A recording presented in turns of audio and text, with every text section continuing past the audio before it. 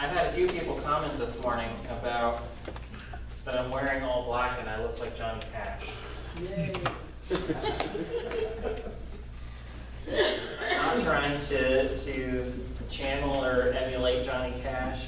My reason for dressing this way is that in the Bible, when somebody was in mourning, when they were crying to God, when they were crying out to God, they would put on sackcloth and ashes.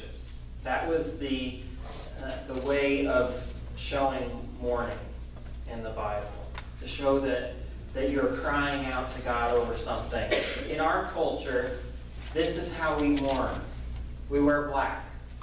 We wear black for funerals. We wear black when we are in mourning. And I'm in mourning this morning.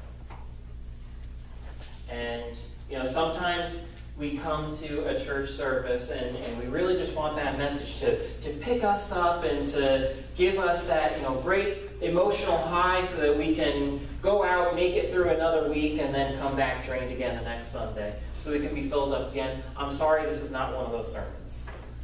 This isn't one of those sermons that I'm going to be cracking lots of jokes, which you won't laugh at anyway, because my jokes aren't funny. I'm in mourning because we live in a broken world. Our theme this morning is lament. And that's why I read from Psalm 13 earlier. How long, O Lord, will you forget me? How long, O Lord, will you forget me? Those are words we don't recite from the Bible too much. How long, O Lord, will you forget me? And we always talk about God's presence being always with us. We don't want to talk about words like, how long, O Lord, will you forget me? Or, my God, why have you forsaken me? They're painful words. We don't want to dwell in the pain. We want to get out of the pain. But lament is about existing in pain. Lament is about existing in justice. If you want to turn your Bible, we're going to read from another psalm this morning. We're going to read from Psalm 10. We're not going to read the whole thing. It's fairly lengthy, but we'll read portions of it.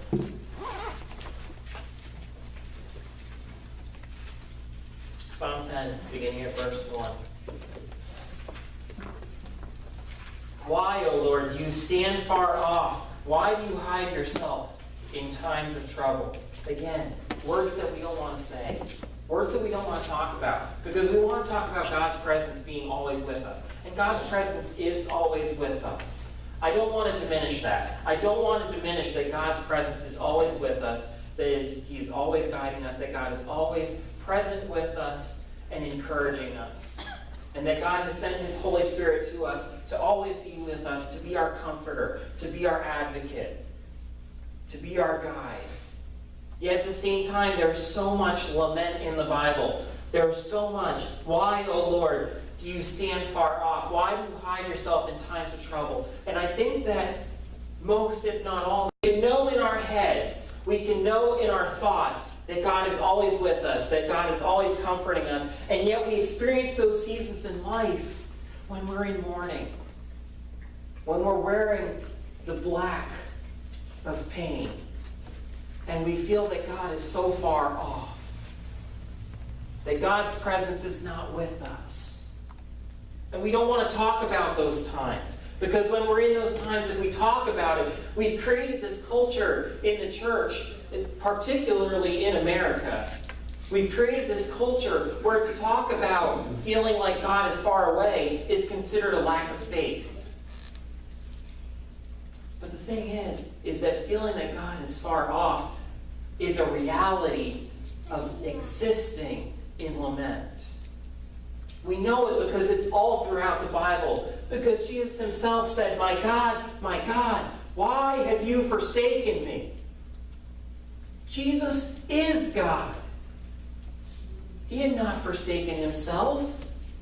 Yet we exist in these periods of time in our lives when there is injustice, where there is pain, where there is something in our lives that causes us to be in mourning, and we feel like God is not there with us. And we've created this kind of bubble in the church sometimes where we can't voice that. Where we can't say, I don't feel like God is with me. I feel like God is hiding his face from me. How long, O Lord, will you forget me forever? Those aren't the words of somebody who feels like God is with them. Why, O Lord, do you stand far off? Why do you hide yourself in times of trouble? In arrogance, the wicked persecute the poor. Let them be caught in the schemes they have devised. For the wicked boast of the desires of their heart. Those greedy for gain curse and renounce the Lord. In the pride of their countenance, the wicked say, God will not seek it out. All their thoughts are, there is no God. Their ways prosper at all times. Your judgments are on high, out of their sight. As for their foes, they scoff at them. They think in their heart, we shall not be moved. Throughout all generations, we shall not meet adversity. Their mouths are filled with cursing and deceit and oppression, and their tongues are mischief and iniquity. They sit in ambush in the villages, in hiding places. They murder the innocent. Their eyes stealthily watch for the helpless. They lurk in secret like a lion in its covert. They lurk that they might seize the poor. They seize the poor and drag them off into their net. Those are not words of encouragement. Those are words of deep, deep pain. Now, this sermon I've had in the planning since the first week of June. And I've had it planned for this week since the first week of June. And I think it's incredible the events going on in our world that are so applicable to our topic this morning. What is lament? Lament does something for us. Lament is a gift. I want you to understand this. Lament is a gift that God has given to us. Lament is a gift that we find all throughout the Bible. As I said earlier, most of the book of Job is a lament. We have an entire book in the Bible called Lamentations that is lamenting. And there are many psalms that lament as well.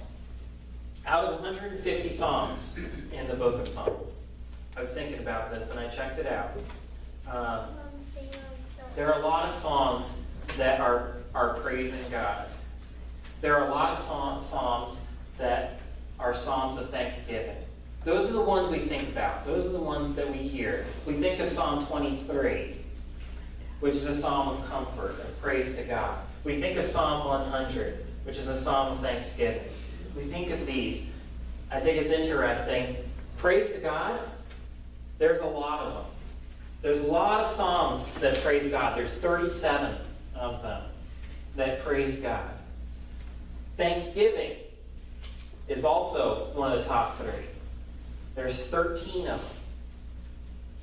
Lament is the other of the top 3.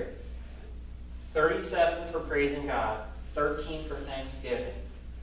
Lament songs. There are 47. The most. We always think of psalms as being praise, of joy to God. Look what you've done. He leads me beside still waters. And we miss the lament. Lament forces us to tell the truth about what's going on. Lament gives voice to that we don't want to give voice to. It gives voice to that part within us that is so deeply hurting, so deeply troubled by what is going on around us. There's power in lament.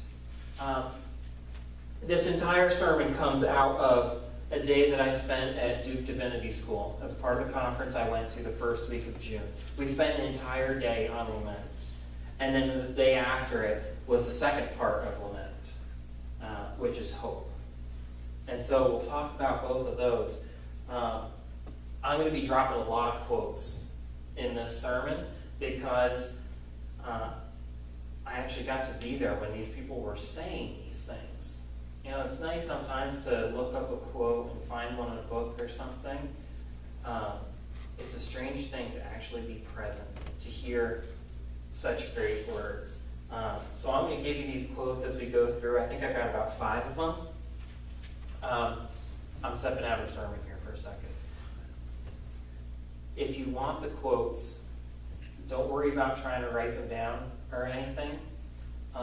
They're going to be posted one each day throughout this week on the church's Facebook page. So if you get on Facebook, like the church's Facebook page, and check out those quotes. They'll be coming each day in the morning. You'll get those quotes so you can remember them, so you can hear them. One of the speakers at Duke was Hope Morgan Ward, and Hope said, there is power in lament that people of faith need to reclaim because we are people who want to move on. We're people who want to move on. We want to move to the hope. You know, when we've got something difficult going on in our lives, or something difficult going in our communities or in our world, we want to move on. We want to say, well, God's going to take care of it in the end, so we don't have to worry about it. We want to move on because we don't want to dwell in the pain. We want to focus on getting beyond the pain. But the problem with that is that when we focus on the beyond, which is certainly a part of lament and certainly a part of our hope, when we look at the beyond, then we are not giving voice to what's going on in the present. We're forgetting that God created us to be ministers of reconciliation, to be ambassadors for Christ in this world, in creating a new creation now. That is what God has called us to be a part of. And when we don't give voice to the pain, when we don't cry out in those things, then we're saying it doesn't matter. What we're saying to somebody who is existing in abject poverty, that their hunger doesn't matter. That somebody who is in a war-stricken and torn apart part of the world, that the death that surrounds them doesn't matter if we don't give voice to it. So often I'll hear this phrase, and if you use this phrase, I'm not criticizing your use of this phrase. I want you to hear that. Oftentimes we'll use the phrase, I am blessed.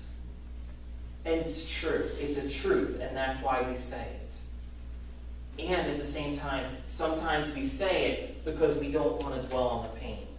We don't want to voice the things that are hurting us. Because like I said earlier, sometimes we come into a place of worship and we think we're supposed to say, I'm blessed, when what we want to say is, I am hurting.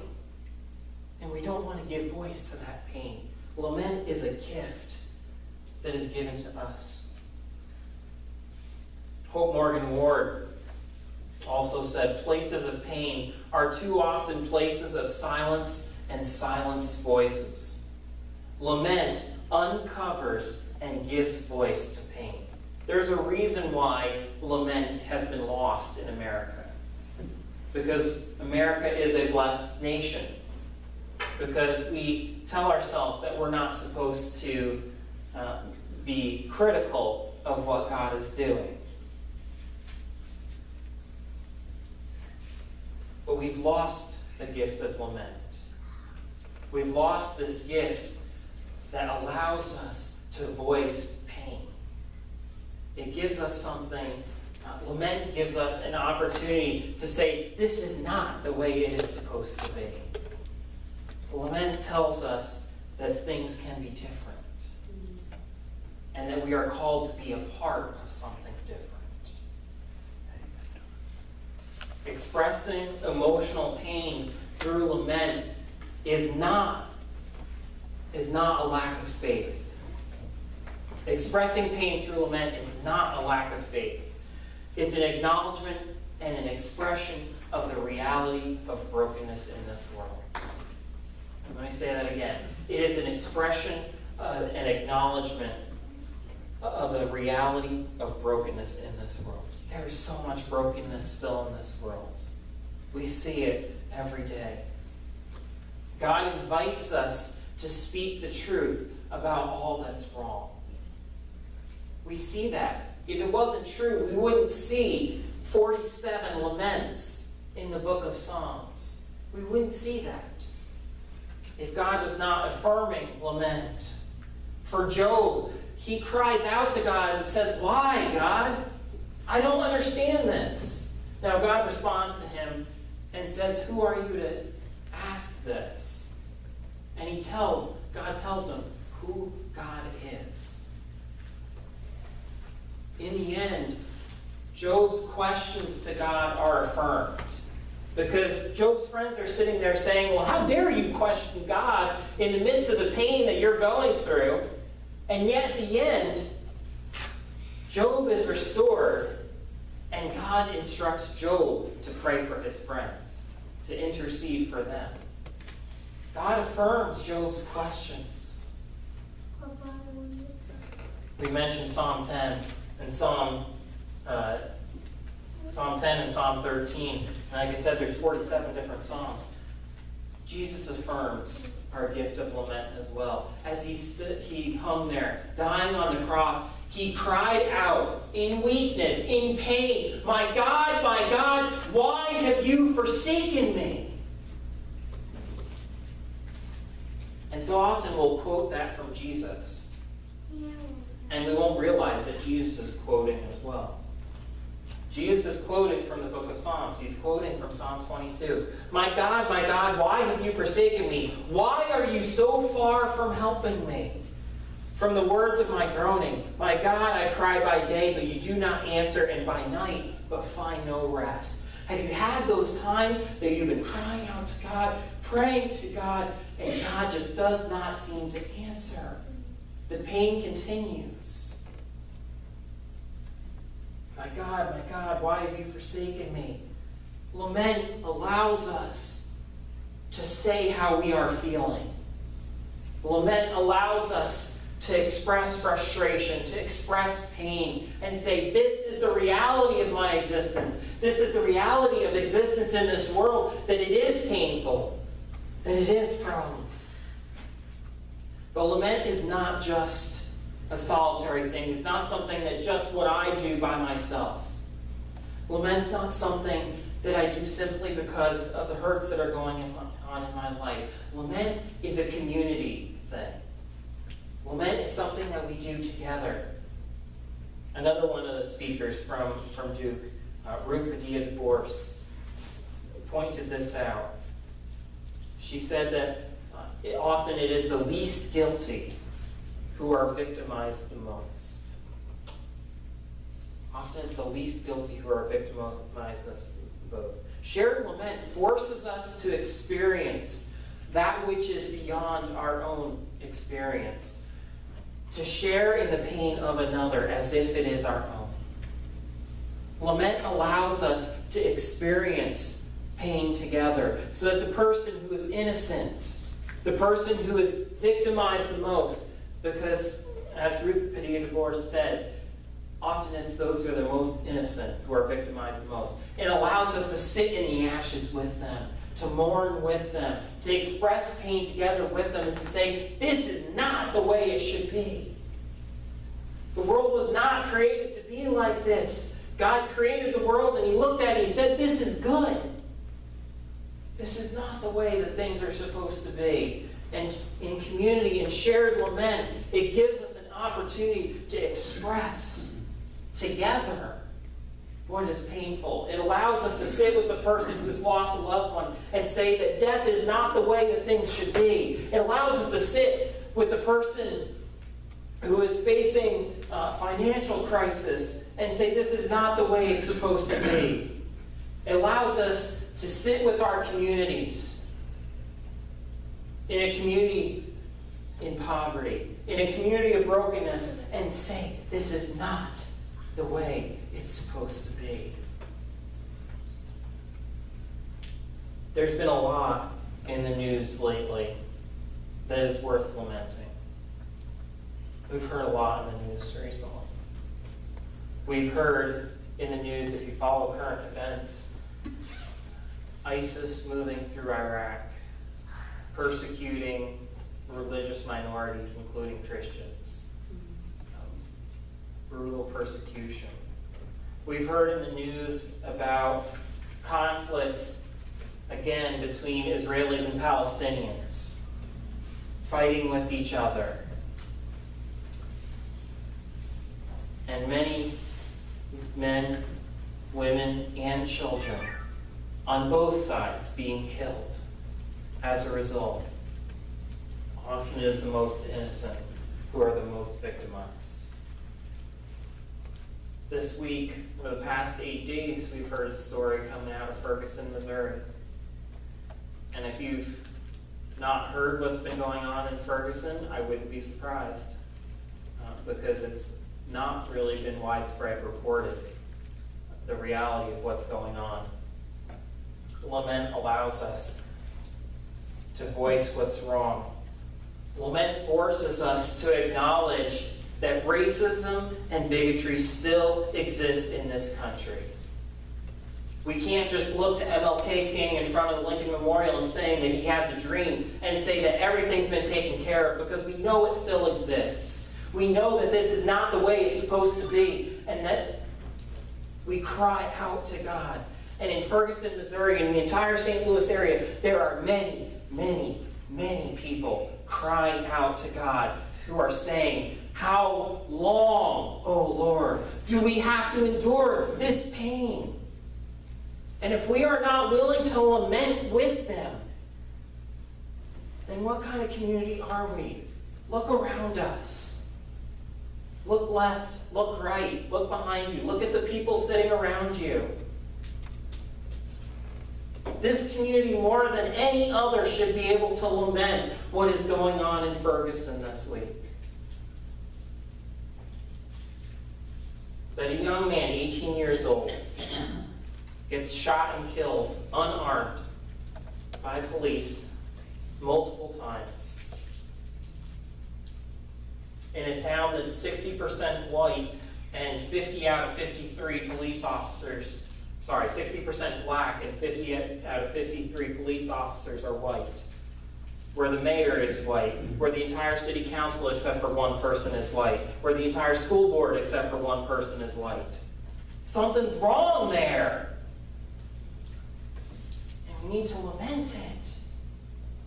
We need to look at the situation in Israel and in Palestine and say, "How long, O Lord, do we have to see this? How long, O Lord, do we have to endure this? How long do we have to see our children killed?"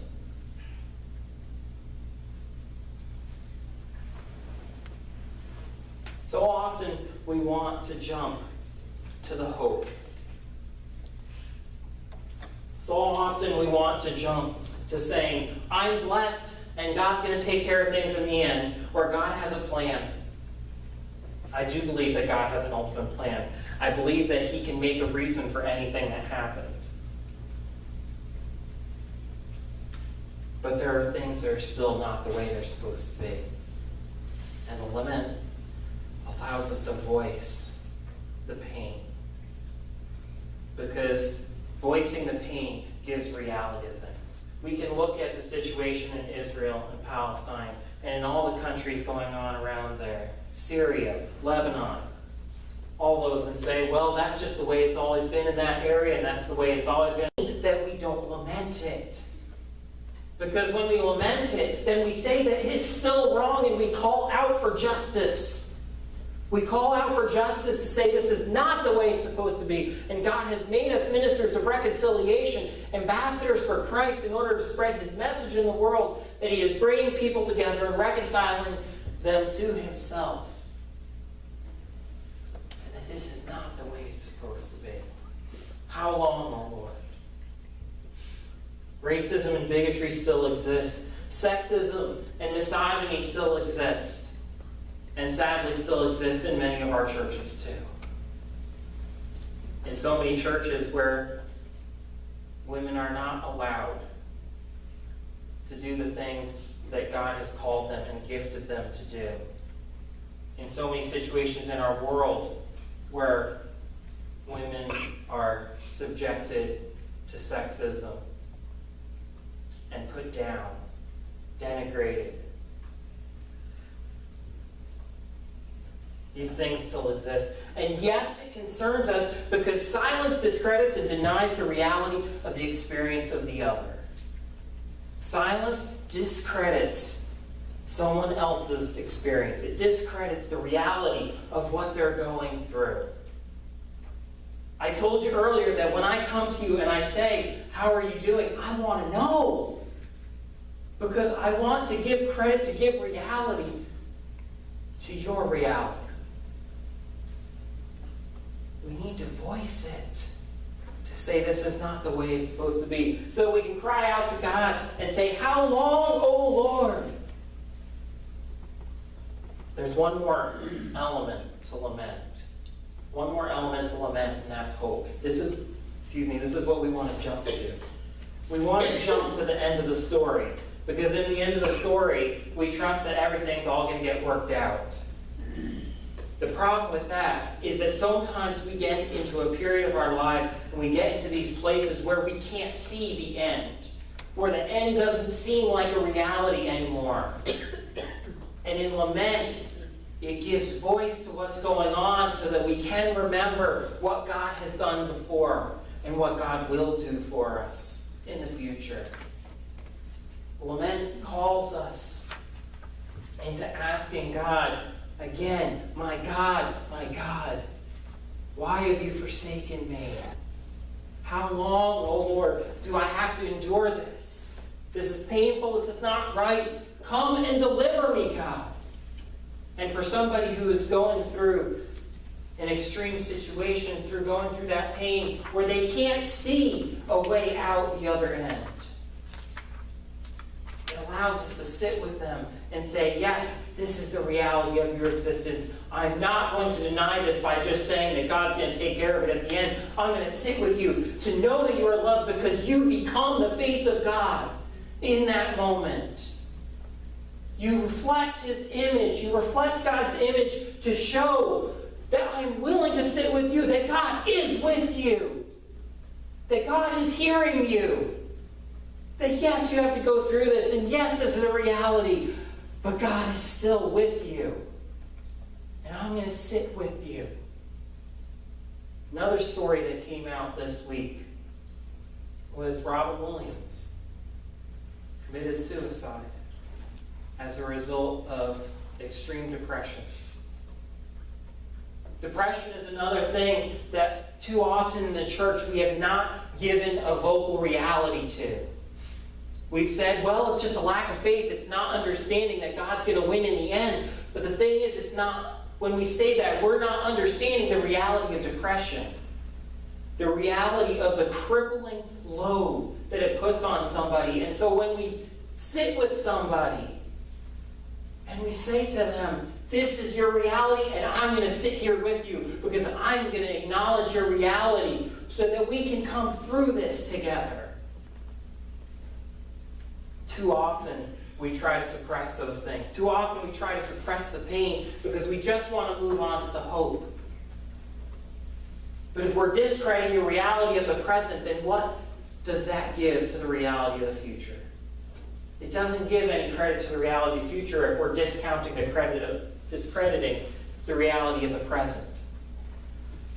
By acknowledging, by naming the pain of the present. By saying, this is real, then we can move from there to talk about the reality of hope. Psalm 22 continues after, my God, why have you forsaken me? It continues into a message of hope. Psalm 10, why, O Lord, do you stand far off? Why do you hide yourself in times of trouble? It continues on later in the chapter. O Lord, you will hear the desire of the meek, you will strengthen their heart, and you will incline your ear to do justice for the orphan and the oppressed, so that those from earth may strike terror no more. It moves from lament to hope. So often we want to jump over lament, but we need to acknowledge the reality of it. Hope is not a drug that you snort and get high. The high is not the answer. That was from another one of the speakers at Duke, and for some reason I didn't write who it was in my notes. So you'll see that on Facebook later this week. Hope's not a drug that you take a snort and get high. The high is not the answer. The hope is not the answer. The reality of what happens at the end is the answer. Acknowledging reality is the answer.